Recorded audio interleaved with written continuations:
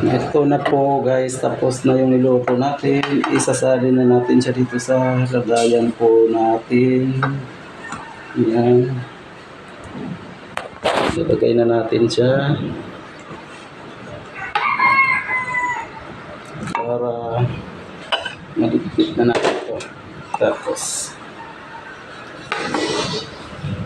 ito na po yung tapos ng ating ginagawang buttered vegetable. Ayan po.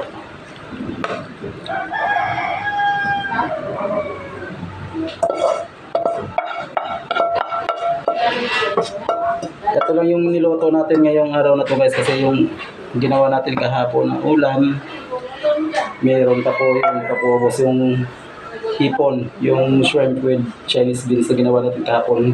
Hindi po yun naubos, kaya nag-additional lang tayo ngayon ng buttered vegetables. So, yun lang po. Maraming salamat po sa inyong panonood, na sana po ay nagustuhan po ninyo ang ating menu for today. Buttered vegetables po. Maraming salamat po. Thank you for watching. God bless you all. So, yun na guys. Makikita nyo, kaya lang buksan ko yung malaking ilaw. Yan. Yan, makikita nyo, brown na yung onion natin at saka yung garlic na silutin natin. So, ibig sabihin, kasi brown na siya, luto na, ilalagay na natin ngayon yung pinakuluan nating vegetables yung dito sa butter. Yan. Nalagay na natin siya dyan. Isusutay na natin siya dito.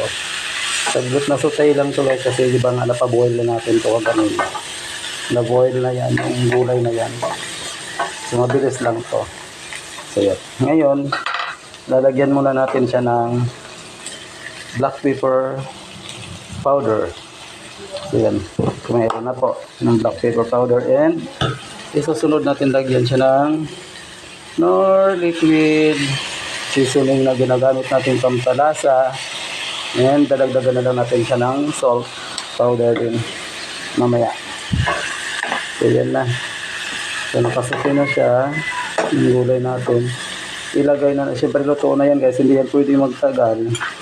Ilalagay na natin kagad itong ating dahon na kasama sa buttered vegetables na ginagawa natin.